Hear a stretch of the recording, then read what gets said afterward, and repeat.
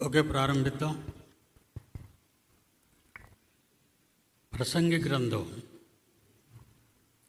9వ అధ్యాయం 5వ వచనం 6వ వచనం. ప్రసంగి గ్రంథం 9వ అధ్యాయం 5వ వచనం 6వ వచనం. నాయన వాడికి ఒక మైక్ ఇవ్వండి నాయన.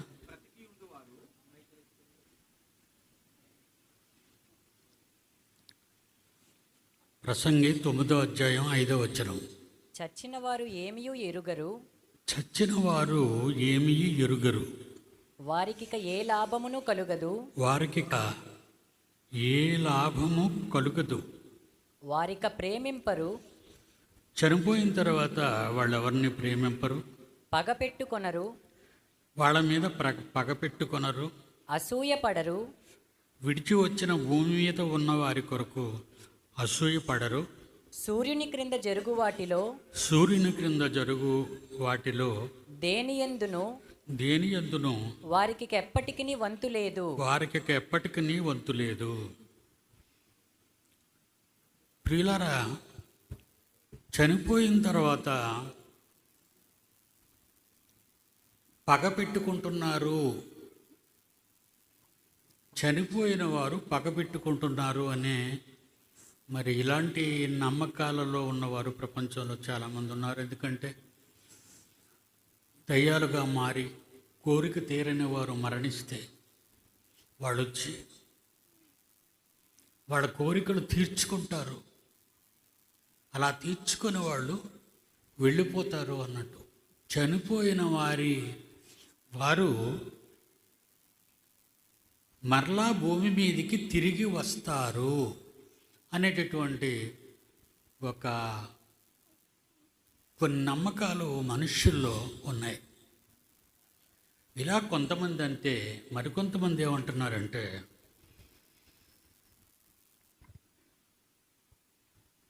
చనిపోయిన వారు ప్రతిదండన కోరుచున్నారు. అంతే కదా, చనిపోయిన వారు ప్రతిదండన కోరుకుంటున్నారు. అంటే వాళ్ళకి అన్యాయం జరిగింది కనుక, వాళ్ళని పట్టించుకోలేదు కనుక వాళ్ళు ప్రతిదండన కోరుకుంటున్నారు. వాళ్ళని శిక్షించమని దేవుణ్ణి కోరుకుంటున్నారు. భూమి మీద ఉన్న చదువునైనా చనిపోయిన వారు ప్రకటన 6వ అధ్యాయం 10వ వచనం.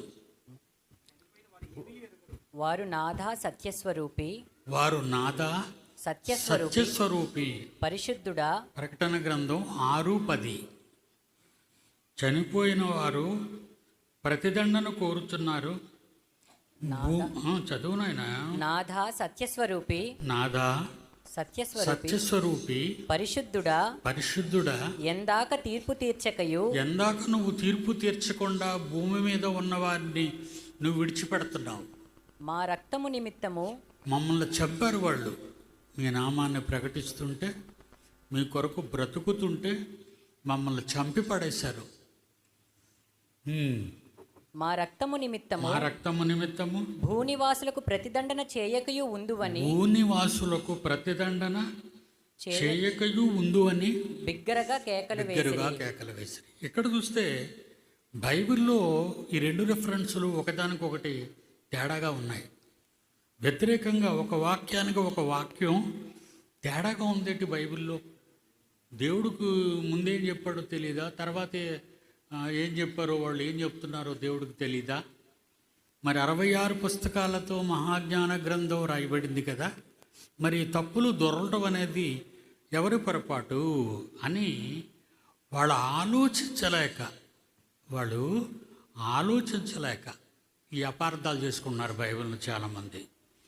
తప్పుడు బోధలు కూడా చేస్తున్నారు. వాళ్ళకి అర్థం కాక తప్పుడు బోధలు కూడా ప్రజల మధ్య వాళ్ళు చేస్తున్నారు. కనుక ఇది మనం క్లియర్ చేసుకుందాం, బైబిల్ ప్రకారంగా క్లియర్ చేసుకుందాం. ఇక సమాధానం గురించి మనం ఆలోచిస్తే, మరణించిన వారికి పగ తీర్చుకొనుటకు, మరణించిన వారు నరకానికి వెళ్ళినా పరదేశికి వెళ్ళినా పగ తీర్చుకొనుటకు పగ తీర్చుకొనుటకు అనుమతి లేదు. అనుమతి లేదు అంటే వాళ్ళే వచ్చి పగ తీర్చుకోవటమా? ఆలోచించండి. మమ్మల్ని పంపితే పగ తీర్చుకొని మమ్మల్ని పంపండి, మేము పగ తీర్చుకొని వచ్చేస్తాం. పంపుతాడు దేవుడు? చచ్చిపోయిన వారు ఏమియో ఎరుగరు. అదే మొదటి ప్రసంగి 9:5-6.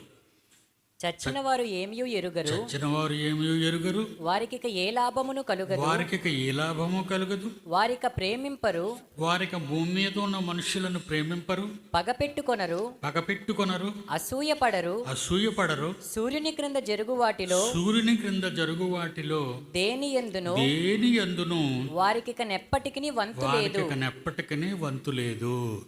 ఇది రైటా అంటే రైటే. మరి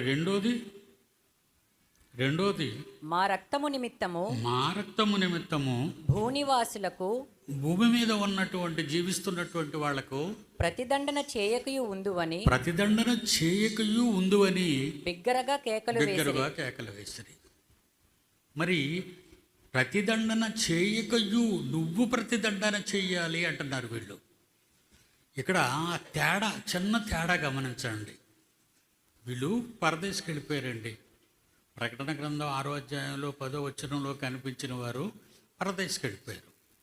పరదేశికి వెళ్ళిపోయి మరి వాళ్ళు ఏం చెప్తున్నారు? మమ్మల్ని చాలా ఇబ్బంది పెట్టారు తండ్రి వాక్యం చెప్పడానికి వెళ్తే. మొన్న మధ్య అనంతపూర్లోనే ఎక్కడో పాపం సేవ చేయటానికి వెళ్ళారు బస్సు వేసుకొని. ఆ బస్సునంతా సర్వనాశనం చేశారు. శుభ్రంగా రాళ్లతో కొట్టి, కర్రలతో కొట్టేసి, అద్దాలు పగలు కొట్టేసి చాలా ఇబ్బంది అయింది.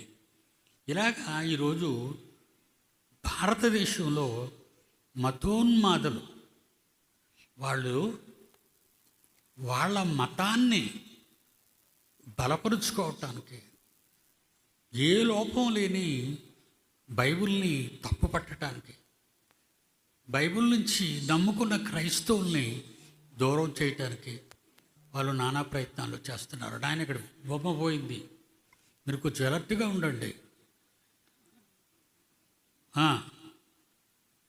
కొంచెం అలర్ట్గా ఉండండి. కనుక చనిపోయిన వారు మరణించిన తరువాత భూమి మీదకు రాలేరు. భూమి మీదకి రాలేరు. అలాగే పరదేశికి వెళ్ళిన వాళ్ళు మా నిమిత్తము మీరు పగ తీర్చుకోండి. ఏమన్నాడు? కరెక్ట్గా చూడండి. అది మా రక్తము నిమిత్తము భూనివాసులకు ప్రతిదండన చేయకయు ఉందువని. ప్రతిదండన చేయకయు ఎవరు? మీరు తండ్రి. నాదా సత్యస్వరూపి పరిశుద్ధుడా ఎందాక తీర్పు తీర్చకయు, ఎంతవరకు వాళ్ళని విడిచిపెడతావు? నువ్వే కలుగు చేసుకోవాలి. దేనికి? ప్రతిదండన చేయుటకు. అనుద్దా లేదు చూడండి. మా రక్తము నిమిత్తము భూనివాసులకు ప్రతిదండన నువ్వు చేయాలి. ఎందుకంటే మనం ఈ రోజుల్లో క్రైస్తవులంగా ఉన్నామంటే ప్రారంభం నుంచి మూలపాఠాలు బోధిస్తూ ఉంటారు చాలామంది.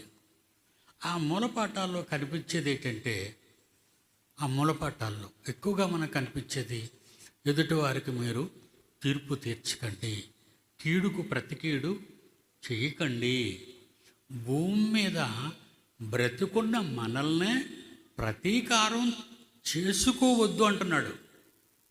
మీరు ప్రతీకారం చేయకండి.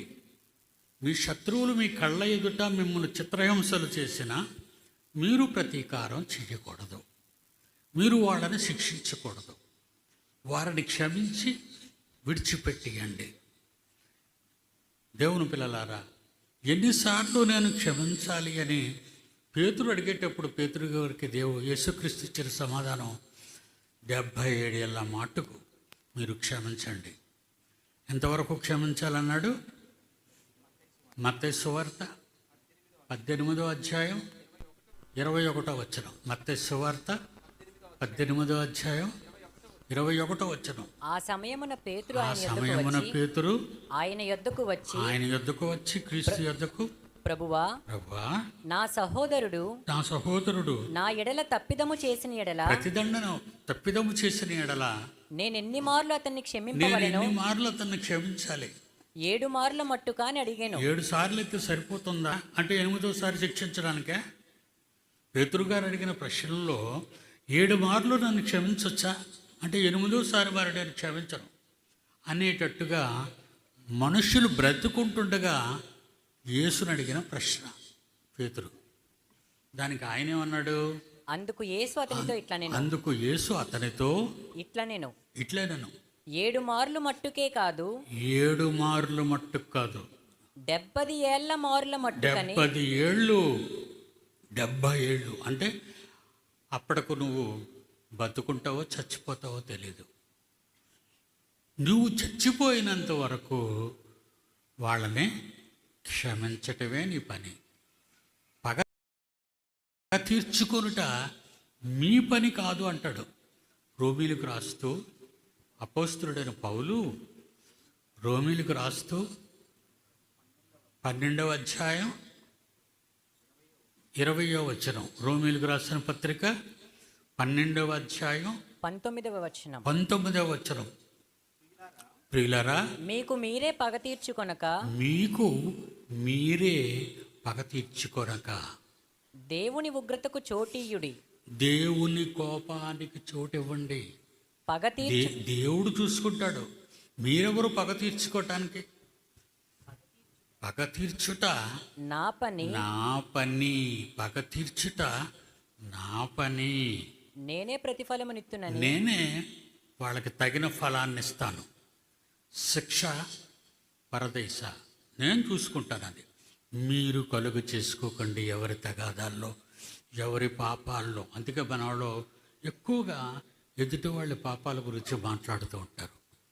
అవునా? క్రైస్తవులు అనగానే ప్రతి వాళ్ళు ఈ మత శాఖలలో ఉన్న బోధన గురించి కానీ మీరు ఆలోచిస్తే ఎక్కువ పాపాల ప్రసంగాలే అన్నీ. పాపాల గురించే చెప్తారన్నీ. నువ్వు ఆ పాపం చేయొద్దు, నువ్వు ఈ పాపం చేయొద్దు, చాలా తప్పు, నువ్వు నరకానికి పోతావు. రకరకాలైనటువంటి బోధలు జనాల్ని భయపెట్టేస్తున్నారు వాళ్ళు. పాపం అనగానే దేవుడి దగ్గరికి రాకుండా పోతున్నారు కదా వాళ్ళు. దేవుడి దగ్గరికి రాకుండా పోతున్నారు అంటే తప్పుడు బోధలు. ఇప్పుడు మరీ తప్పుడు బోధలు ఎక్కువ అవుతున్నాయి.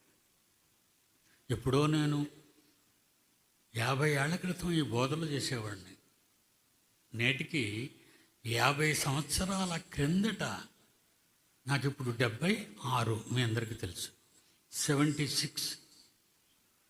50 ఏళ్ల క్రితం అంటే మంచి యవ్వనంలో ఉన్నాను. 26 సంవత్సరాలు 25 సంవత్సరాల్లో ఉన్నప్పుడు నేను ఈ ప్రసంగాలు చేసేవాడిని. మరలా ఎందుకో ఇప్పుడు చెయ్యాలి. తప్పుడు బోధలు విస్తరించిపోతున్నాయి. తప్పుడు బోధలు విస్తరించిపోతున్నాయి. మిమ్మల్ని అందరినీ కాపాడుకున్నాను.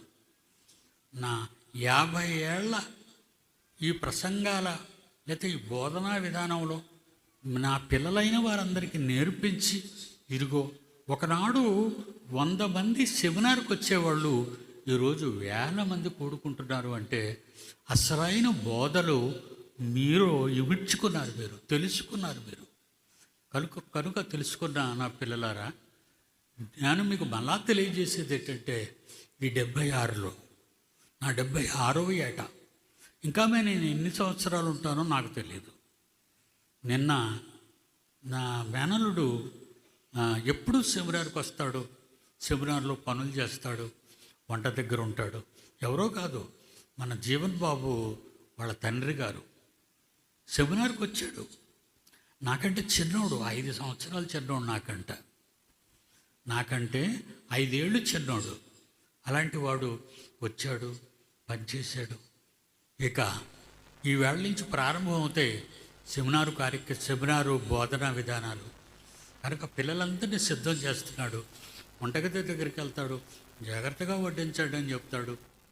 అలా ఆవిడ వంటగది దగ్గరికి వెళ్తుంది, కాయగూరలు కోస్తూ ఉంటుంది. చాలామంది స్త్రీలు చేస్తున్నారు, నేను కాదనటం లేదు. అలాంటి వాడు మరి నిన్న రాత్రి సెన్సలెస్ అయ్యాడు. సెన్సలెస్ అవగానే మంచం మీద వేశారు. ఇంకా ఎందుకో ఊపిరి రావటం లేదు. వెంటనే హాస్పిటల్ తీసుకెళ్ళాడు. హాస్పిటల్ తీసుకెళ్ళగానే వెంటిలేటర్స్ పెట్టారు. కళ్ళు మూసాడు. రాత్రి చచ్చిపోయాడు. రాత్రి వెంటనే అతన్ని తీసుకొచ్చేసారు, ఇంటికి తీసుకెళ్ళిపోయారు. నేను జీవన్ బాబుకు ఫోన్ చేసి, ఎవరైనా అన్న నేనేమైనా డబ్బులు పంపించమంటావు అర్జెంటుగా అన్న. వద్దు అంకుల్ అన్నాడు వాడు. వద్దు అన్నాడు. మరేంటి పిల్లలు వస్తానంటున్నారు చూడడానికి, పంపమంటావా అంటే నేను వద్దండి. ఎందుకంటే మళ్ళీ ఈ చలిలో రాత్రి 10 అయిపోయింది, 10:30 అయిపోయింది. ఈ చలిలో వచ్చి మళ్ళా మోదవలసలు అంటాడు. వాళ్ళు ఎక్కడ విశాఖపట్నం దగ్గరలో ఉన్నారు. మరి వదిలే నాయన, ఈరోజు మన మధ్య లేడు. నాకంటే ఇదేళ్ళు చిన్నవాడే. మరి నేను ఉన్నాను అంటే మీ ప్రార్థనలు నేను ఎప్పుడూ నమ్ముతాను. నా పిల్లలు ప్రతి ఒక్కరూ నా గురించి ప్రార్థనలు చేస్తూనే ఉంటారు. నేను బ్రతుకుంటుండగా మన పిల్లలైన వారిలో ఎవరైనా ఏ కష్టాల్లో పడిపోతారో, ఏ రోగాల బారిన పడతారో అని ఎప్పుడూ ఆలోచిస్తూ ఉంటారు. మరి ఈరోజు సంతోషం నిలబెడతాను మీ ముందు. ఒకసారి సంతోషం కెమెరా పెట్టండి. ఆయన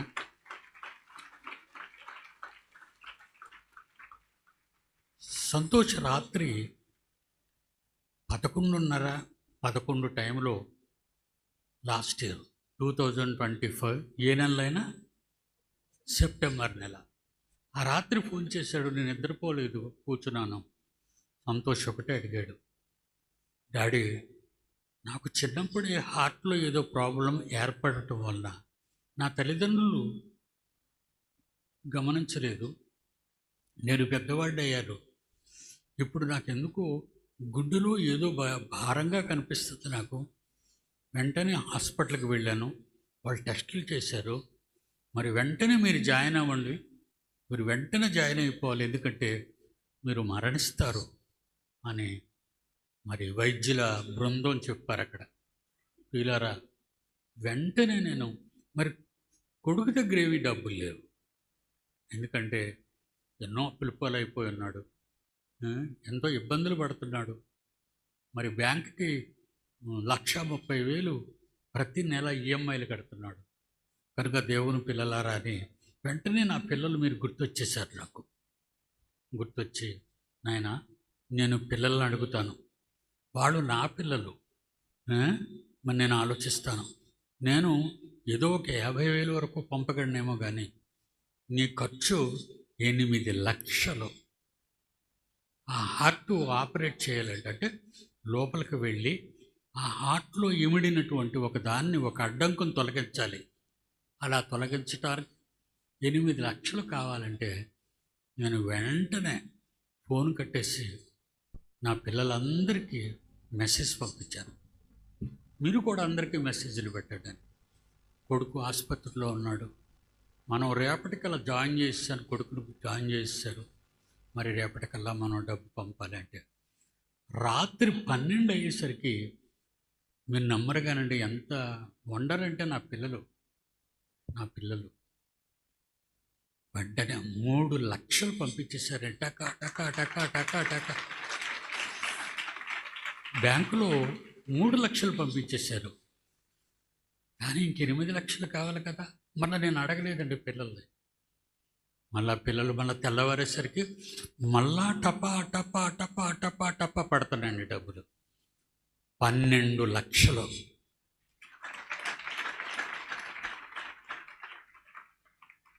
వెంటనే రాజేంద్రకి, బాబురావుకి, ఉపేంద్రకి, డిప్యూటీ డైరెక్టర్లందరికీ ఫోన్ చేశాను.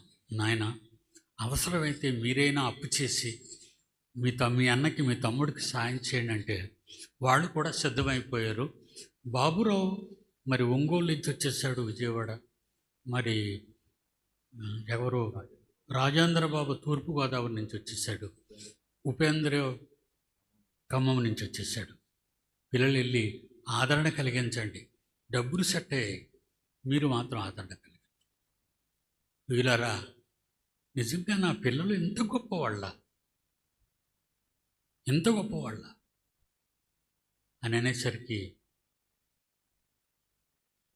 ఒక ఆశ్చర్యమైన సంగతి ప్రసన్నబాబు నా పక్కన కూర్చొని చెప్పాడండి. ఏంటంటే, డాడీ పిల్లలు డబ్బులు ఇస్తామంటున్నారు ఉచితంగా భోజనాలు పెట్టడానికి అని చెప్పాడండి. నిజమా అని అడిగానండి. ఎందుకంటే నా పిల్లల్లో ఒకవేళ నేనేమైనా బలవంతం చేస్తున్నానా? మొన్నే కదా సంతోష్ చేశాం, మళ్ళీ ఇప్పటికి ఏమవుతుందో తెలీదు. సరేనైనా మీ ఇష్టం అన్నాను. నిజంగా అండి, ఎందుకంటే మిమ్మల్ని బాధ పెట్టడం మళ్ళీ నాకు నేనే బాధపడిపోతుంటాను. ఈ మధ్యనేటి డాడీ అన్నింటికి డబ్బులు అడుగుతున్నారు, అన్నిటికీ డబ్బులు ప్రతిదానికి ఎవరో ఇల్లు కట్టుకుంటే డబ్బులు ఇమ్మంటున్నారు, ఎవరో రోగాన్ని ఆసుపత్రిలో ఉంటే డబ్బులు ఇమ్మంటున్నారు, ఎవరెవరు ఎన్ని బాధల్లో ఉంటే డబ్బులు అడుగుతున్నారు. మళ్ళా ఈ డబ్బులు అడిగితే అప్పుడు వీళ్ళ నుంచి నాకు వచ్చిన వార్త ఏంటంటే, న్యూస్, పిల్లలుగానే ఇంతింత పంపిస్తాము, మేము డిమాండ్ చేయలేదు అని పిల్లలు చెప్పారు. అది నిజమైతే చప్పట్లు కొట్టండి, అది నిజమైతేనే చప్పట్లు కొట్టండి.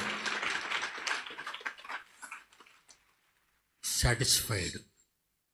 ఇప్పుడు నేను తృప్తి పొందాను.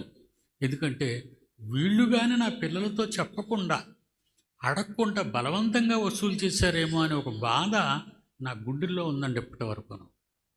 సంతోషం. ఇక నెక్స్ట్ ఇయర్ అయితే ఇదే కొనసాగిద్దాం అనుకుంటే మీరు వెళ్ళిపోయే ముందు మీ అభిప్రాయాన్ని చీట్లలో రాసి ఇక్కడ పెట్టేసి వెళ్ళిపోండి.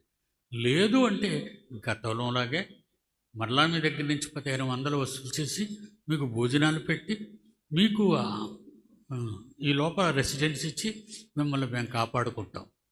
కనుక దేవుని పిల్లలారా, పగ తీర్చుకోవాలి అనుకునే పరదేశంలో ఉన్నవాళ్ళు అనుకుంటున్నారు, భూమి మీద ఉన్నవారు పగ తీర్చుకోవాలి అని అనుకుంటున్నారు. అందుకే హత్యలు, మానభంగాలు ఏవి రోజుకి అవే కనబడుతున్నాయి.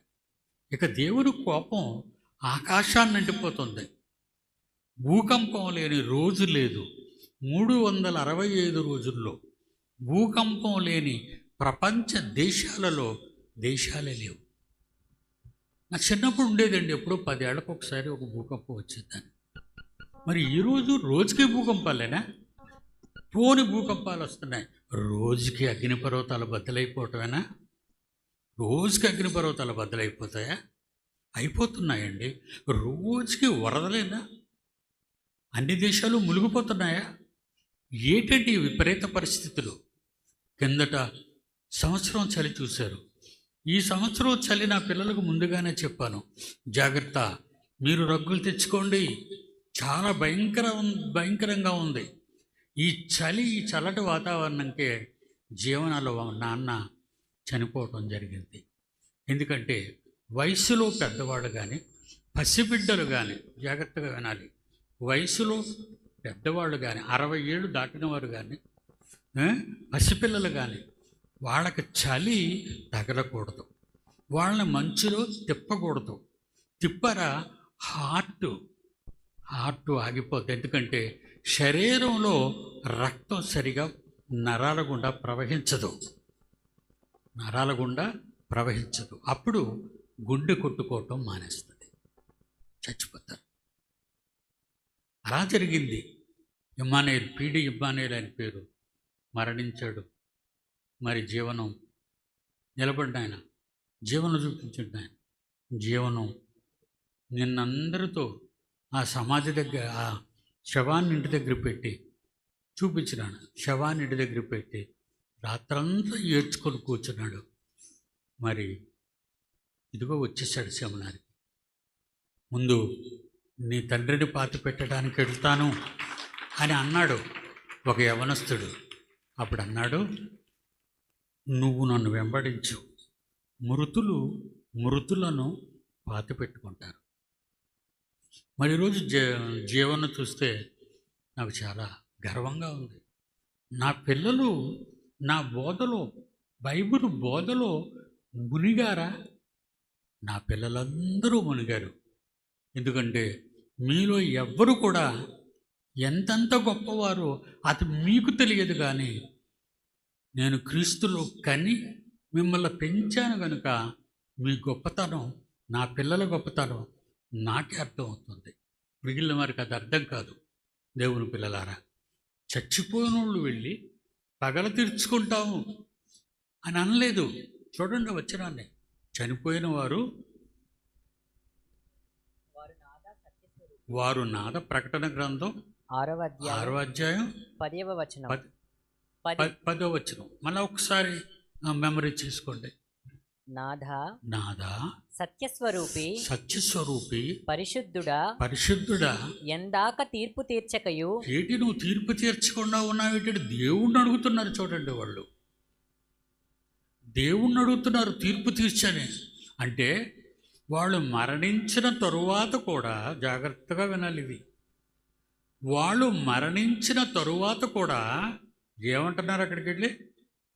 ఎందాక తీర్పు తీర్చక నువ్వెందుకు తీర్పు తీర్చవు? మమ్మల్ని నీ సేవలో ఇన్ని కష్టాలు పాలు చేశారే, మా భారతదేశంలో మమ్మల్ని కొట్టారే, మా చర్చలను కూలదోస్తున్నారే అంతేనా? చాలామంది అంటుంటారు ప్రార్థనలు చేయండి. ప్రార్థనలు చేస్తే ఆయన ఏం చేస్తాడు? ప్రార్థనలు చేయండి, ఆయన ఎప్పుడో తీర్చుకుంటాడు. నీకు చెప్పడం, ఆయన ఎవరిని విడిచిపెట్టడు. అది మాత్రం పచ్చి నిజం. ప్రతి వారిని దెబ్బతీస్తాడు. ఎందుకంటే మాటిచ్చాడు. ఏమని? పగ తీర్చుకొనుట నా పని. మీ మీద చెయ్యి వేసినవాడు, మిమ్మల్ని ఒక మాట అన్నవాడు, వాడిని ఏం చెయ్యాలో నేను చూసుకుంటాను. ఇంత గొప్ప తండ్రి ఉన్నప్పుడు మనం ఎందుకు పగల తీర్చుకోవటానికి, వాళ్ళ మీద కక్ష తీర్చుకోవడానికి ప్రయత్నాలు జరుగుతుంటాయి? వద్దండి, చేయకండి. మరి ప్రసంగి గారు రాస్తూ, సొలొమోను గారు రాస్తూ, మరి ప్రసంగి 9:5-6లో చచ్చిన వారు ఏమియు ఎరుగరు. దేవుడు కోరుకున్నాడు. దేవుడు కోరుకున్న మాటలు ప్రసంగ చేత రాయిస్తున్నాడు. దేవుడు తన విధానాన్ని సొలొమోను రాజుకి చెప్తున్నాడు ప్రసంగి గ్రంథంలో. ఏమని? చచ్చిన వారు ఏమియు ఎరుగరు. చచ్చిన వారికి ఏం తెలీదు. తర్వాత వారికి ఏ లాభమును కలుగదు. వారికి ఏ లాభం లేదు. నన్ను అడిగినా ఏ లాభం లేదు. గమనించండి, నన్ను అడుగుతారు ఏదో చేసేమని. మీరు అలా నన్ను అడగకూడదు. నన్ను అడగండి. కక్షలు పగలు తీర్చుకోవటానికి నన్ను అడగండి. నన్ను నాతో చెప్పండి, నేను చూసుకుంటాను. మీరు నాకు చెప్పండి, నేను చూసుకుంటాను. విజ్ఞాపనలు చేయండి, మీరు విజ్ఞాపనలు చేయండి, నేను చూసుకుంటాను. దేవుని పిల్లలారా, పరదేశులో ప్రతిదండను కోరుతున్న వారికి తేడా ఏముంది? వారెలా నీతిమంతులు? ఎందుకంటే ఇది ఎక్కడొచ్చిందంటే సమస్య హెబెలు రక్తం, అంతేనా? హెబెలు రక్తం. యేసు రక్తము క్షమించమంది కాబట్టి యేసు నీతిమంతుడు అంటే ఎలాగొచ్చింది? ఈరోజు డిస్టర్బెన్స్ అనేది ఎలాగొచ్చిందో చెప్తాను. హెబెలు రక్తం దేవునికి ఏమని మొదలుపెట్టింది? హెబెలు రక్తం దేవునికి ఏమని మొదలుపెట్టింది? ఆదికాండం 4వ అధ్యాయం, ఆదికాండం 4వ అధ్యాయం 10వ వచనం. అప్పుడు ఆయన నీవు చేసిన పని ఏమిటి? దేవుడు అడుగుతున్నాడు. కయీన్ని, హెబెలుని చంపేస్తాడు కదా. సొంత తమ్ముడిని చంపేశాడు.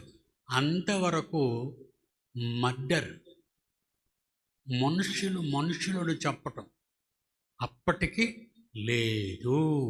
జాగ్రత్తగా చూడాలి ఇవన్నీ.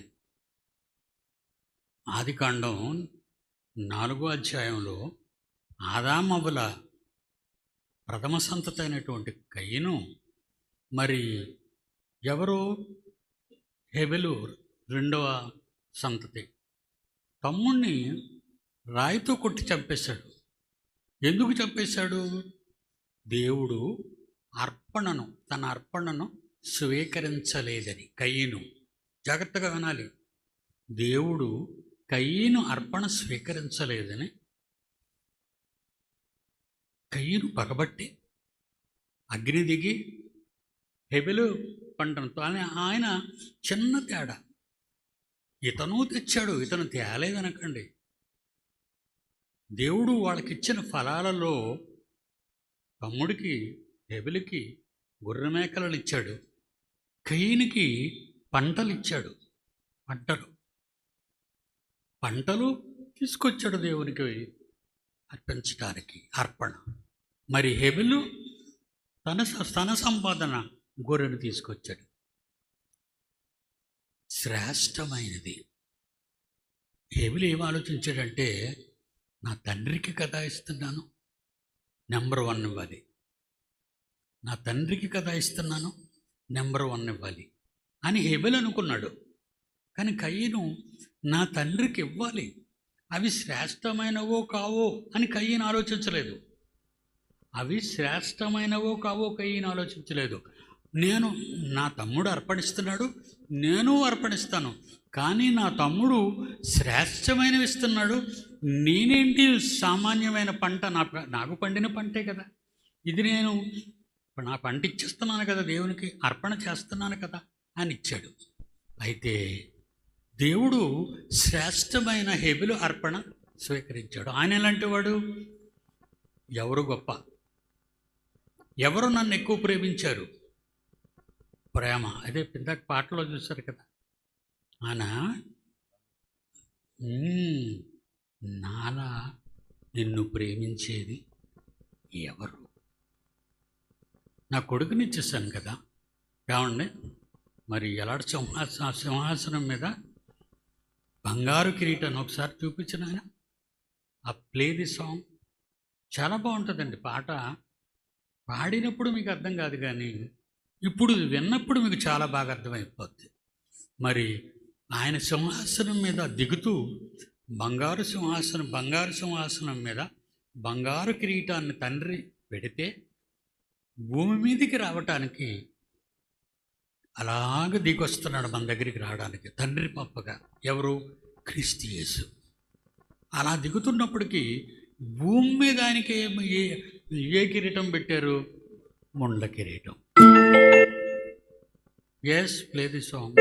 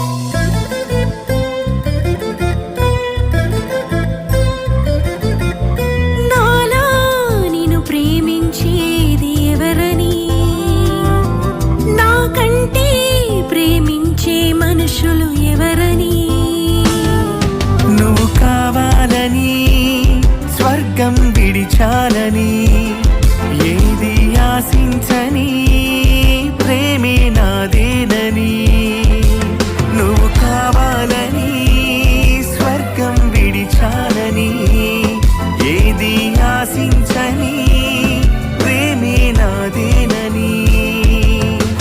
ప్రేమ రూపమే నాదని తొలి ప్రేమ కారంభం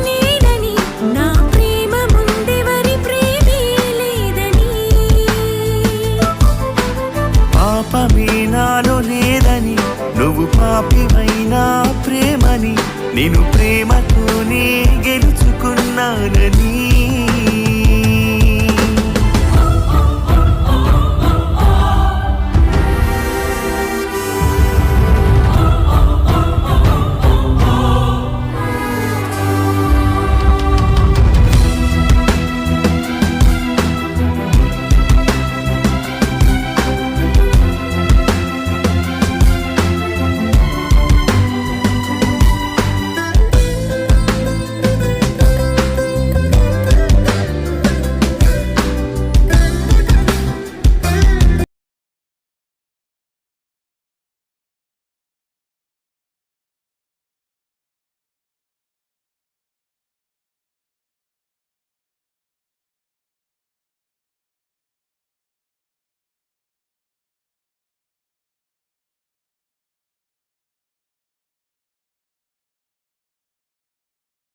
వెంటే తిరిగాడతడుగా, మోహించాడుగా, ప్రేమన్నాడుగా, ఆశించాడుగా, వదిలేసాడుగా.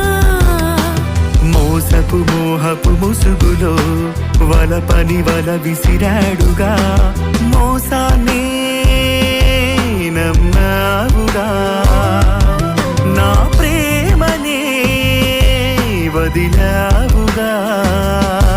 నన్ను మరచిన మరువని ప్రేమవై, నా తలపున చెరగని రూపమై, నా మనసంతా నిండిపోయావని.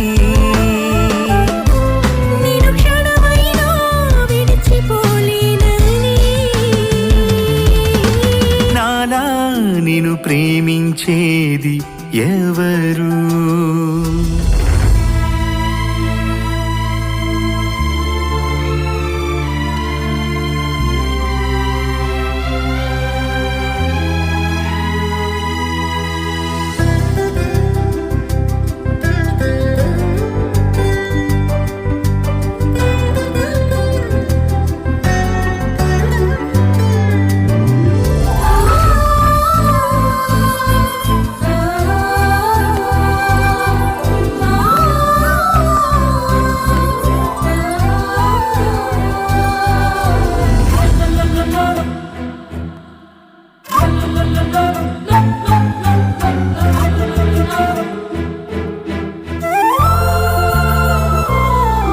నా ప్రేమలో కొరత లేదని, నావన్నీ నీకేనని, నా ప్రేమకి కొలత లేదని, ఏదైనా కాదనని. నా ప్రేమలో కొరత లేదని, నావన్నీ నీకేనని, నా ప్రేమకి కొలత లేదని, ఏదైనా కాదనని. తొలిసారిగా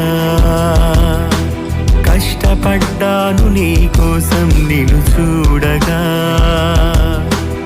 ఆశపడ్డాను ప్రతి నిమిషం. తొలిసారిగా కష్టపడ్డాను నీ కోసం నిన్ను చూడగా, ఆశపడ్డాను ప్రతి నిమిషం. గగనాలు దాటిరాన నిన్ను చూడగా, అరచేతిలోన చెక్కుకున్న ఆగలేక.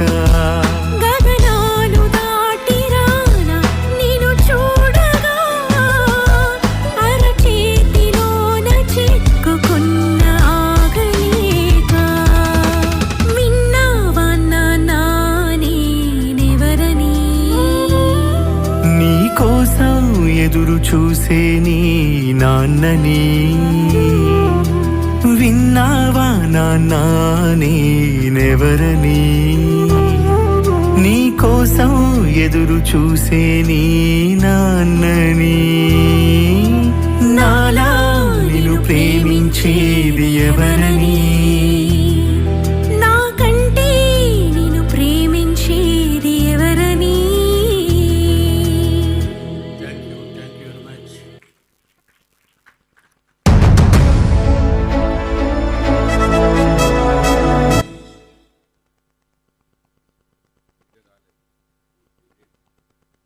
వీడియో రాలేదు నాయన.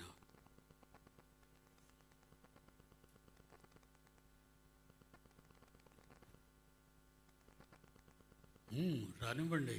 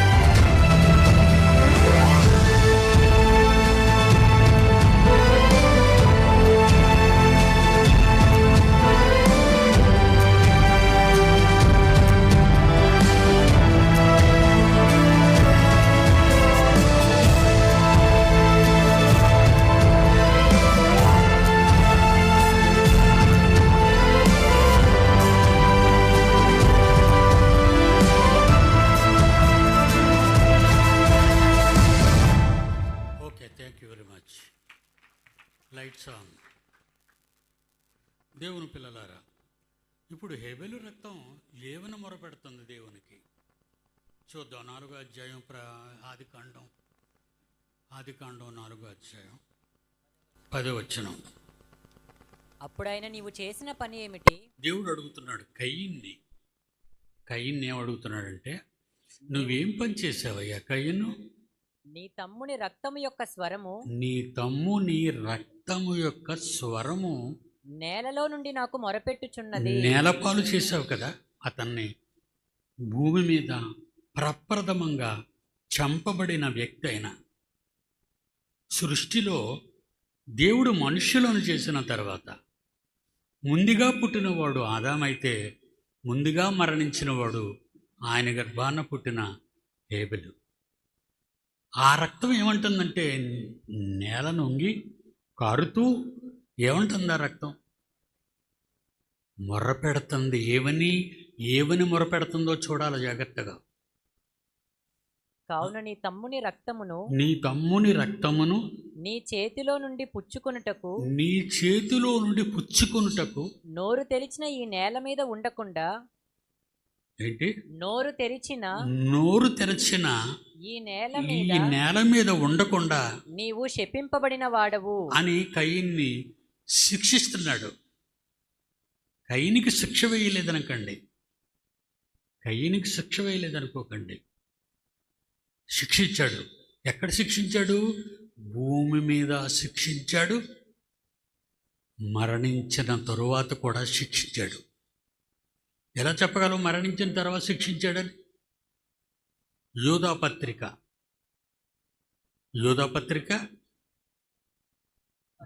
1 అధ్యాయం 11వ వచనం.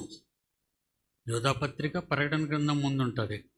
యోధా పత్రిక 1 అధ్యాయం 11. అయ్యో వారికి శ్రమ, వారు కయీను నడిచిన మార్గమున నడిచిరి. కయీను నడిచిన మార్గమును నడిచిరి అంటే నేరస్తుల పట్టికలో కయీను నెంబర్ 1. భూమి మీద శిక్షలోకి ప్రప్రథమంగా తొలి మానవులలో ఆదాము సంతతి అయినటువంటి ప్రథమ కుమారుడైన కయీను శిక్షకు పాత్రుడయ్యాడు. భూమి మీద మరణించిన తరువాత కూడా జాగ్రత్తగా వినాలి. భూమి మీద దేవుడు శిక్ష విధించాడు. ఎందుకంటున్నాడా? నేను శిక్షిస్తాను, మీరెవరు శిక్షించటానికి? చనిపోయిన వారు పైకొచ్చి నన్ను శిక్షించమంటున్నారే తప్ప మేము వెళ్ళి శిక్షించేస్తామని మాత్రం వాళ్ళు అనుకుంటే పొరపాటు. ఎవ్వరు భూమి మీదకి వెళ్ళి ఎవరిని శిక్షించలేరు. ఎందుకంటే ఇందిరాగాంధీని చంపేసిన వాళ్ళు, మరి ఇందిరాగాంధీ చనిపోయి మరలా ఆత్మగా భూమి మీదకి వచ్చి మరి వాళ్ళందరినీ చంపేలేదా? చెప్పండి. భూమి మీద ఒకరిని ఒకరు చంపుకుంటున్నారంటే దేవుని వలన కాదు, వాళ్ళలో వాళ్ళకు కలిగినటువంటివి. ఎందుకంటే ఆ హేబెలు రక్తం మొరపెడుతుంది ఏమని? నీ తమ్ముడి రక్తము నీ యొక్క తమ్ముని స్వరము రక్తము యొక్క స్వరము నేలలో నుండి నాకు మొరపెట్టుచున్నది. నేలలో నుండి నాకు మొరపెడుతుంది శిక్షించమని. అలాగే పరదేశులో ఉన్నవాళ్ళు చనిపోయిన తర్వాత కూడా శిక్షించమంటున్నారు. మా రక్తము నిమిత్తము మా రక్తము నిమిత్తం, ప్రకటన గ్రంథం 6:10, మా రక్తము నిమిత్తము భూనివాసులకు ప్రతిదండన చేయ భూనివాసులకు ప్రతిదండన ఎందుకు చెయ్యాలి అంటున్నారు వాళ్ళు. ఒకటి, మరణించిన వారు వీళ్ళందరినీ శిక్షించే తండ్రి అని వాళ్ళు అనరు. వాళ్ళు అలా అంటున్నారు అంటే అర్థమేంటి? వాళ్ళు ఎందుకు అంటున్నారు? నువ్వు శిక్షించు అంటున్నారు. వాళ్ళకు కూడా చనిపోయిన తర్వాత కూడా భూమి మీద జరిగిన కష్టాలన్నీ వాళ్ళకు గుర్తొస్తున్నాయి. శిక్షించమని చెబుతున్నారు అంతే. వీళ్ళు శిక్షించడానికి వెళ్తామని మాత్రం అనలేదు. అయితే హేబెలు నీతివంతుడు ఎలాగయ్యాడు? శిక్షించమంటున్నాడు కదా. దేవుడు హేబెల్ని నీతివంతుల జాబితాలో పెట్టాడు, కయీనును శిక్ష అనుభవించు బ్యాచ్లో కలిపాడు. నువ్వు శిక్ష అనుభవించాలి చనిపోయిన తర్వాత కూడా. భూమి మీద నేను శిక్షించాను నిన్ను, ఎందుకంటే ఇప్పుడు బ్రతుకుంటావు, ఇంకా ఎంతమందిని చంపుతావు. మొట్టమొదటి హంతకుడు, బైబిల్లో ప్రప్రథమ హంతకుడు కయీను. కనుక మళ్ళా ఇలాంటి దుష్ట కార్యక్రమాలు ఏవైనా చేస్తాడేమో అని దేవుడు శిక్షించాడు భూమి మీద. దేవుని పిల్లలారా, ఇక యేసు భూమి మీదకి వచ్చాడు. ఆయన ఏమంటున్నాడు? భూమి మీదకి వచ్చిన తర్వాత క్రైస్తవులకు ఏ బోధనా విధానాన్ని నేర్పించాడో అదే బోధ సిలువలో చేస్తున్నాడు. చూడండి ఒకసారి.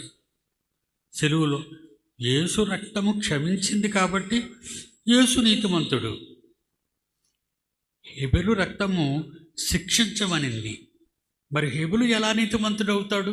ఎందుకంటే ప్రకటన గ్రంథము ప్రారంభము, ఆది ప్రారంభ కాలము, వర్తమాన కాలము, భవిష్యత్తు కాలం, 3 కాలాలకి సంబంధించినది.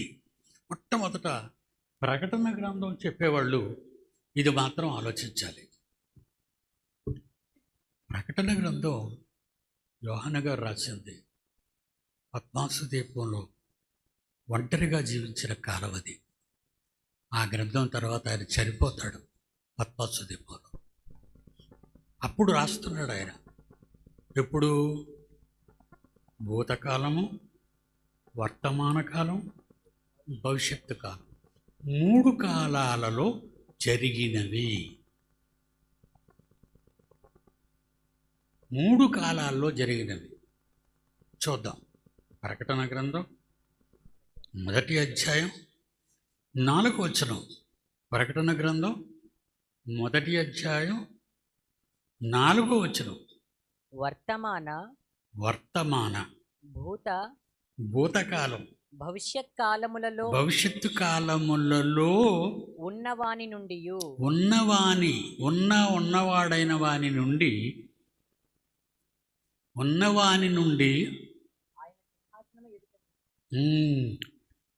3 కాలాలలో దేవుడు చెప్పిన సంగతులు ప్రకటన గ్రంథం. అవి భూతకాలంలో, గతించిన కాలంలో చెప్పబడ్డాయి. గతించిన కాలం యొక్క పరిస్థితులు ఉన్నాయి అందులో. వర్తమాన కాలంలో జరుగుతున్న పరిస్థితులు ప్రకటన గ్రంథంలో ఉన్నాయి. భవిష్యత్తు కాలంలో జరిగే పరిస్థితులు ప్రకటన గ్రంథంలో ఉన్నాయి. ఇక ఒక్క సంగతి కానీ మనం ఆలోచిస్తే ఇంపార్టెంట్ ఏంటంటే, ప్రకటన గ్రంథంలో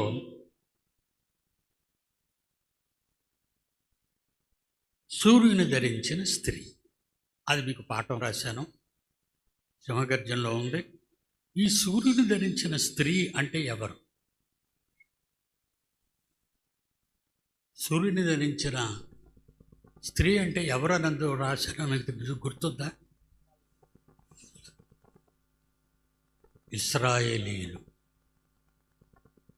సూర్యుని ధరించిన స్త్రీ అనగానే మరియమ్మని చెప్పకండి, ఇశ్రాయేలీయులు. ఇశ్రాయేలీయులు దేవుడు తన మొట్టమొదటి భూమి మీద పుట్టిన కుమారులలో ఆదాము తర్వాత, అబ్రహాము సంతానం తర్వాత ఇశ్రాయేలీయులు. అర్థమైందా? అది మీరు సూర్యుని ధరించిన స్త్రీ చదివితే మీకు అసలు అర్థమవుతుంది వాళ్ళు ఇశ్రాయేలీయులు అని. ఇశ్రాయేలీయులు అంటే ప్రకటన గ్రంథం రాసేటప్పటికీ సూర్యుని ధరించిన స్త్రీ అనే విషయాన్ని మరి యోహాను గారు రాశారు. మరి అప్పటికే ఇశ్రాయేలీయుల చరిత్ర అయిపోయింది. అప్పటికి ఇశ్రాయేలీయుల చరిత్ర అయిపోయింది. ప్రకటన గ్రంథం వచ్చేటప్పుడు ఇప్పుడు క్రీస్తు శకం 90, సుమారు క్రీస్తు శకం 90. ఇప్పుడు క్రీస్తు శకం 2026. ఇప్పటికే క్రీస్తు శకం 2026 అంటే 2026 ప్లస్ క్రీస్తుకు ముందు 2000 అబ్రహాం అంటే 4026. 4026 సంవత్సరాల క్రితం జరిగిన ఇన్సిడెంటు క్రీస్తు శకం 100 సంవత్సరాల చివరిలో ప్రకటన గ్రంథం రాయబడింది. క్రీస్తు శకం సుమారు 90, క్రీస్తు శకం 90. కనుక దేవుని పిల్లలారా, ఇది ఖచ్చితమైన లెక్కలు కావు. బైబిల్ బట్టి, కాలాలను బట్టి తెలుసుకొని రాసినవే తప్ప కాలాల ఇంపార్టెన్స్ మీరు ఇవ్వనవసరం లేదు. కానీ సందర్భాలను బట్టి అది ఏ కాలంలో జరిగింది అనేది కూడా మీరు ఆలోచించాలి. అది ఏ కాలంలో జరిగింది, కారణం ఏంటంటే ఒక ప్రాబ్లం వచ్చింది. ఏంటంటే తమ్ముని రక్తం యొక్క స్వరము నేలలో నుండి మొరపెడుచున్నది అని ఉంది. అంతే కదా. ఎవడైనాను కయీనుని చంపిన ఎడల వానికి ప్రతిదండన 7 భూమి మీద జరిగింది. ఇది భూమి మీద జరిగింది, ఇది భూమి మీద జరిగింది. ఎప్పుడు? ప్రారంభకాలం, ఆది కాలంలో జరిగింది. ఇది క్రీస్తుకు ముందు సుమారు 4000 అని అనుకుంటున్నారు చాలామంది. 4000 అయింది క్రీస్తుకు ముందు.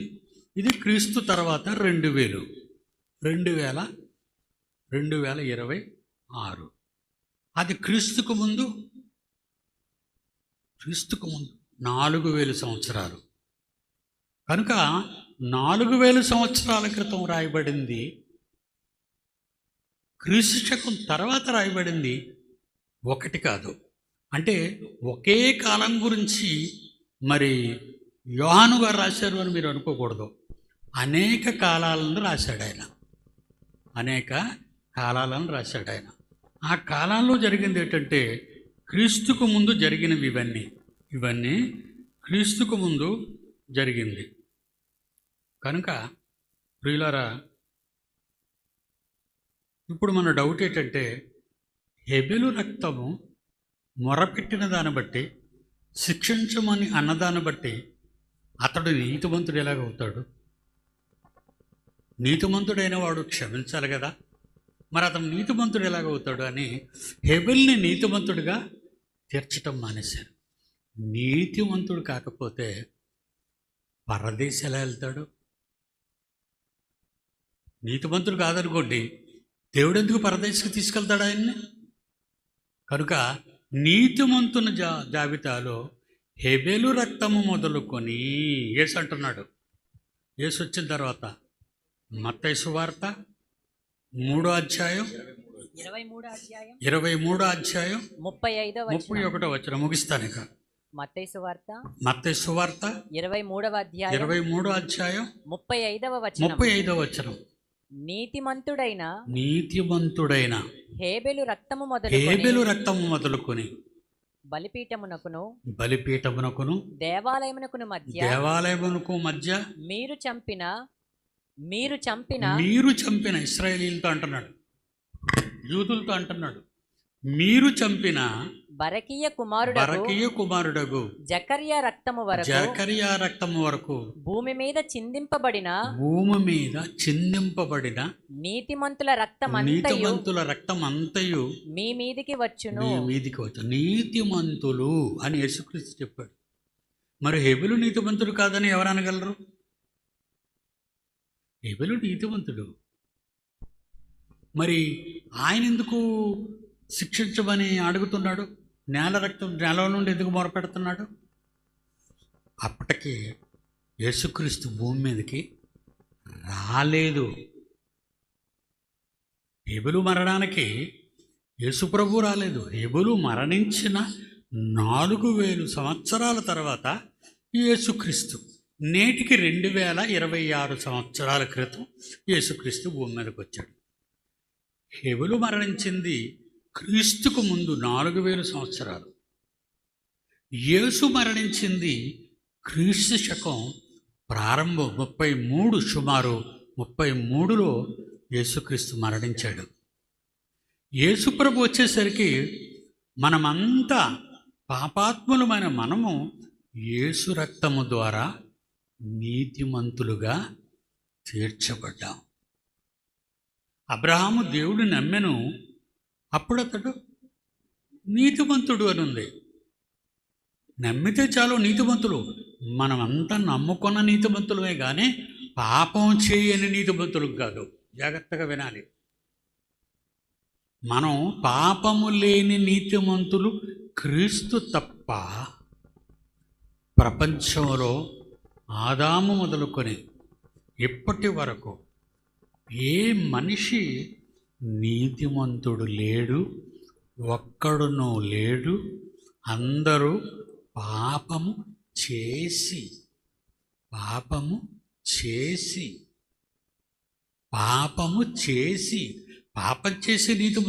నీతిమంతులుగా అయ్యి అవ్వలేకపోతున్నాం. కానీ యేసు రక్తము కడగటం ద్వారా నీతిమంతులు. యేసు రక్తం నువ్వు నమ్మినందుకే వచ్చింది. నువ్వేదో కడుక్కున్నావని కాదు, నువ్వెక్కడో కడిగేసుకున్నావని అదేం లేదు. నీ పాపాలు నువ్వు కడుక్కోలేవు. అందుకే ఎవరూ కడగని మన పాపాలను ఎవరు నోరెత్తి చెప్పకూడదు. ఎవ్వరు కూడా అదిగో ఆయన పాపం చేస్తున్నాడు, ఇదిగో ఏం పాపం చేస్తుంది, మీకు ఎందుకు అదంతా? పాపాలు కూడా మీకు ఎందుకు? ఎందుకర్రా? ఇప్పుడు గాయం అయిందంటే అయ్యో నాకు గాయం అయిపోయింది, హాస్పిటల్కి మోసుకెళ్ళండి, వాడు నోరు మూసుకుంటాడు. నీ గాయమైందని ఏడవడం కాదు, నిన్ను ఆసుపత్రికి తరలించాలి, అప్పుడు గాయం బాగుంటుంది. మేము పాపులు వాళ్ళు పాపులు ఈ సోదరి పాపి. అది ఏమంటున్నాడు? మీలో ఎవరిలో పాపం లేదో ఈ వ్యభిచారం చేసింది చూసామని చెప్తున్నారు కదా, ఈమె రాళ్ళతో కొట్టి చంపేమన్నాడు. అప్పుడు వాళ్ళందరూ ఏమనుకున్నారు? నోరు మూసుకొని వెళ్ళిపోయారు. ఎదుటివారి పాపాలను ఎత్తి చూపకూడదు. కనుక దేవుని పిల్లలారా, అందరూ నీతిమంతులే. యేసు రక్తము చేత కడుగబడిన వారు, నమ్మినవారు, అబ్రహాము నుంచి నమ్మినవారు, హేబెలు నుంచి నమ్మినవారు నీతిమంతులు. కానీ నమ్మని వారు నీతిమంతులు కారు. మీరు నమ్మొచ్చారు, మీరందరూ నీతిమంతులైన నా పిల్లలు, దేవుడు వాక్యము ద్వారా నాకిచ్చిన నా పిల్లలు, మీరందరూ నీతిమంతులే. కనుక పాపాల ప్రస్తావన అనేది అనవసరంగా మీ నోట మరి పరదేశంలో ఉన్నవారి వలె, అలాగే నేల నుండి మొరపెట్టిన మరి ఎవరు హేబెలు రక్తము వలె మీరు దేవునితో చెప్పనవసరం లేదు. దేవునికి మనం చనిపోయిన వారు కానీ భూమి మీద బతుకున్న వాళ్ళు కానీ ఎదుటి వాళ్ళ పాపాలను పట్టించుకోకూడదు, శిక్షలు అమలు చేయకూడదు, కక్షలు పెట్టుకోకూడదు, కక్ష సాధించకూడదు. ఓకేనా? రేపు చెప్పుకుందాం, ప్రార్థన చేసుకుందాం. నాయన ప్రకటనలు ఏమైనా ఉన్నాయా? సరే, ప్రార్థన చేస్తాను. దయచేసి అందరూ కళ్ళు మూసుకోండి. ప్రేమగల తండ్రి, నా పిల్లలు ఈ భయంకరమైన చలిలో దేవా తమ పిల్లల్ని పట్టుకొని చట్టి బిడ్డలతో వృద్ధులతో ఈ చక్కని సమయానికి, ఈ సరిగ్గా ప్రారంభ దినానికి మీ సన్నిధికి చేరుకున్నారు. ఈ 5 దినాలు ఆరోగ్యకరమైన ఆహారాన్ని పెట్టండి, చక్కటి వంటలు జరిగించండి, నీ పిల్లల్ని చలి నుండి కాపాడండి, పసిబిడ్డలను వృద్ధులను చల్లగా కాపాడండి. మిగిలిన రోజులు కూడా మహాజ్ఞానాన్ని మీ పిల్లలకు విప్పగలుగుటకు సహాయం చేయండి. లోకంలో ఎందరో తప్పుడు బోధలతో దారి మళ్లిస్తున్న మిమ్మల్ని నమ్ముకున్న వారి మీద పగ తీర్చుకుంటున్నారు. వాళ్ళ నుండి మీ పిల్లలను కాపాడండి. యేసునామాన్ని ప్రార్థన అడుగుచున్నాము తండ్రి, ఆమేన్. ఆమేన్. మన తండ్రి అయిన దేవుని ప్రేమ, కుమారుడైన యేసుక్రీస్తు వారి కృప, పరిశుద్ధాత్మ దేవుని యొక్క అన్యోన్య సహవాసం సదాకాలం మా అందరికీ తోడైండి నడిపించునుగాక. ఆమేన్. చిన్న విజ్ఞాపన అండి. Thank you very much. తండ్రి గారు మంచి సందేశాన్ని ఇచ్చారు.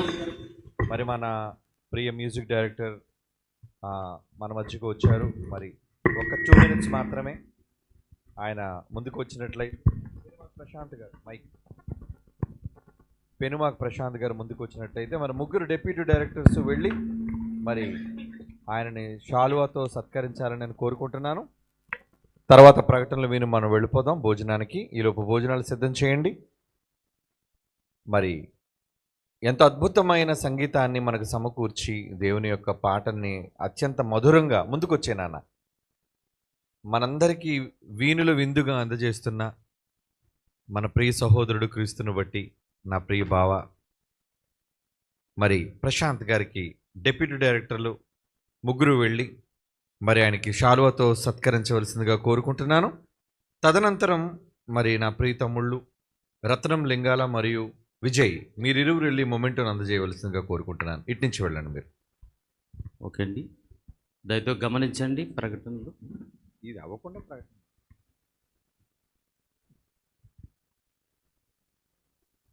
శాలువగా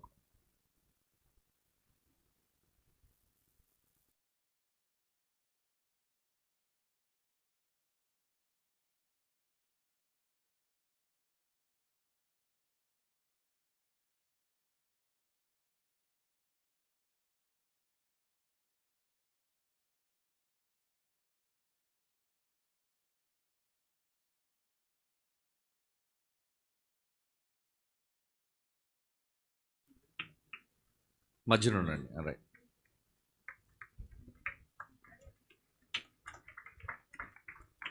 థ్యాంక్ యూ వెరీ మచ్ నాన్న. God bless you.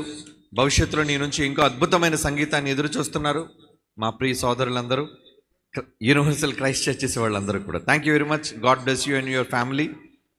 ఓకే, ప్రకటనలు విని భోజనానికి సెలవు తీసుకుందాం.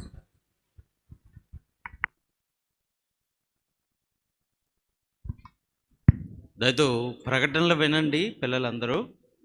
మీ అందరికీ పుష్కలంగా భోజనాలు అనేవి ఏర్పాటు చేయబడ్డాయి, మంచి రుచికరమైన భోజనాలు. కనుక అందరూ తప్పనిసరిగా మేము చెప్పే ఈ జాగ్రత్తలు పాటించండి. మీరు భోజనం తిన్న తర్వాత డస్ట్బిన్లో మాత్రమే ఆ చెత్త వేయండి. చాలామంది డిస్పాజబుల్ ప్లేట్లు కొని తెచ్చుకుని డస్ట్బిన్లు నిండా నింపుతున్నారు, పిల్లలకి చాలా ఇబ్బంది కలిగిస్తున్నారు. మీకు ప్లేట్ ఇవ్వబడుతుంది రిజిస్టర్ కౌంటర్ దగ్గర, ఆ ప్లేటు కడుక్కునే ప్లేట్ ఇవ్వబడుతుంది. దయతో అలాంటి ప్లేట్లు ఉపయోగించండి. డిస్పోజబుల్ ప్లేట్లు ఉపయోగించకండి, డస్ట్ ఎక్కువైపోతుంది కనుక పిల్లలు మీరు డిస్పోజబుల్ ప్లేట్లు పట్టుకెళ్తే పిల్లలు భోజనాలు పెట్టరు మీకు.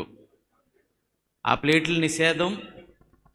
మరి కనుక మీకు కౌంటర్ దగ్గర, రిజిస్టర్ కౌంటర్ దగ్గర ప్లేట్లు ఉన్నాయి, తప్పనిసరిగా ఆ ప్లేట్లు తీసుకుని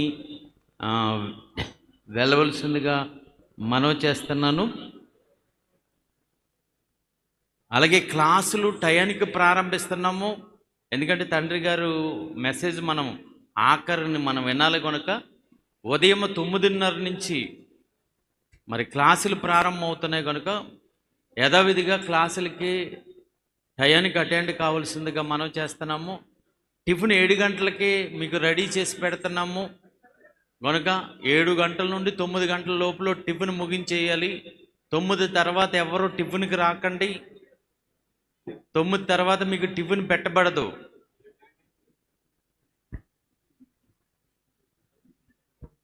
రేపు మీ అందరి కొరకు మరి మంచి ఇడ్లీ సిద్ధం చేస్తున్నాము కనుక ముందుగానే వచ్చేయండి, 7 గంటలకు వచ్చేయండి. ఆఖరినొత్తే ఉప్మా ఉంటుంది కనుక మీరు తొందరపడి మరి ఇవన్నీ ఉపయోగించుకోవాల్సిందిగా కోరుతున్నాము. కార్ పార్కింగ్ ఒక సైట్ తీసుకున్నామండి, ఆ సైట్లోనే పెట్టండి. ఎక్కడ పడితే అక్కడ మీ కార్లు పార్క్ చేయకూడదని మనవి చేస్తున్నాము.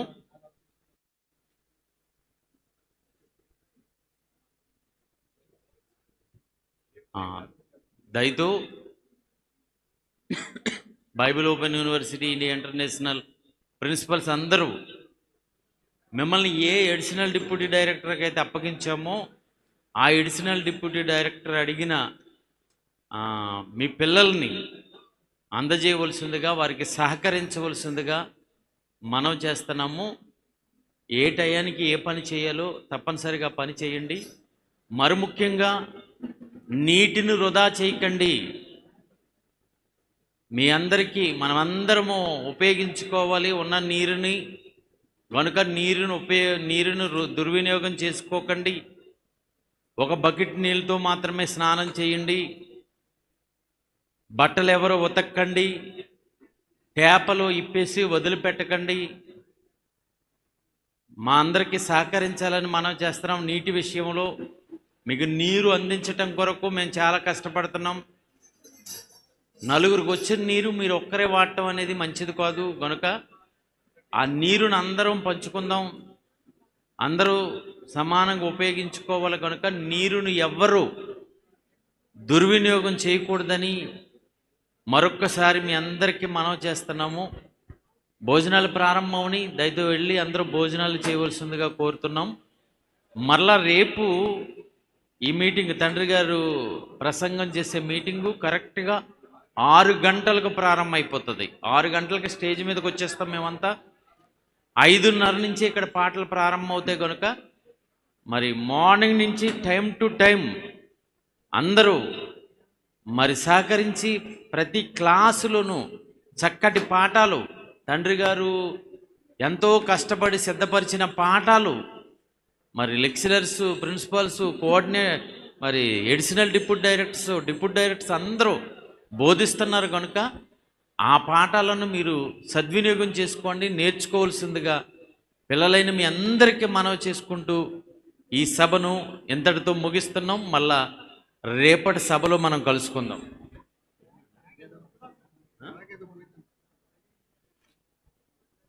సిబిటి మానవి విద్యార్థి యొక్క బ్యాగ్ మిస్ అవ్వదండి. తప్పనిసరిగా ఎవరికైనా బ్యాగ్ దొరికితే మరి అతనికి ఇచ్చేవలసిందిగా మనం చేస్తాం. లేకపోతే ఇక్కడ వేదిక దగ్గరికి తీసుకొస్తే మీకు ఎవరికైనా ఒక బ్యాగ్, నల్లని బ్యాగ్ కనపడితే వేదిక దగ్గరికి తీసుకొస్తే మేము అతనికి అందజేస్తాం. గమనిక, మీ వస్తువులు మీరే భద్రం చేసుకోండి. ఆడపిల్లలందరికీ మనవి చేస్తున్నాను, మీకున్న వస్తువులు మీరే జాగ్రత్తగా కాపాడుకోవాలి.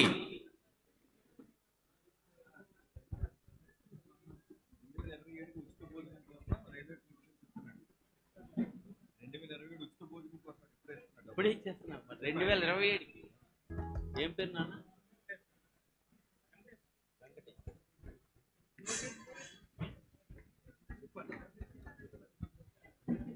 ఓకే, 2027 భోజనాలు, ఉచిత భోజనాల కొరకు అప్పుడే ఒక డొనేషన్ వచ్చిందండి.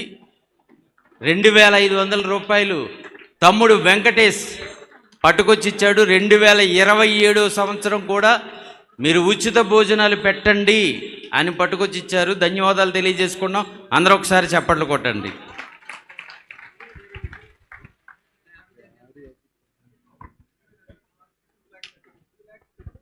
రెండు 2027 భోజనాల కొరకు తమ్ముడు విజయరావు, బ్యాంక్ మేనేజర్ విజయరాజు 2 లక్షల విరాళం ప్రకటించేటప్పుడేని చాలా సంతోషం అండి. మంచి కార్యక్రమం చేయటానికి మీరందరూ ఎంతో ఉత్సాహం చూపుతున్నారు. మీరిచ్చే ఉత్సాహాన్ని బట్టి మేము ధన్యవాదాలు తెలియజేసుకుంటున్నాం. అందరికీ సెలవు. మరి అందరూ భోజనాలకు వెళ్ళవలసిందిగా కోరుతున్నాను.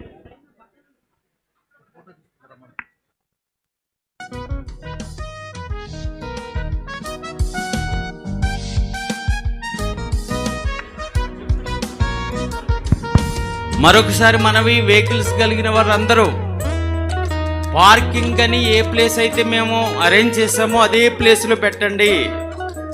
బయట రైతులు ప్లేసుల్లో పెట్టకండి, ఎవరు ప్లేసుల్లోనూ పెట్టకండి. పార్కింగ్ పెట్టినా మనం ఏ ప్లేస్ని అయితే తీసుకున్నాం అక్కడ లైట్లు కూడా అరేంజ్ చేసాం, సెక్యూరిటీని కూడా పెట్టాము మీ వాహనానికి భద్రం చేయడానికి. కనుక పార్కింగ్ ప్లేస్లోనే పెట్టవలసిందిగా మనం చేస్తున్నాము. ఎక్కడ పడితే అక్కడ పెట్టకండి. ఒకవేళ ఎక్కడైనా మీరు పెడితే వెంటనే మీ వెహికల్స్ తీసివేసి పార్కింగ్ ప్లేస్లో పెట్టవలసిందిగా మనం చేస్తున్నాం. నీవు పలుకడానికే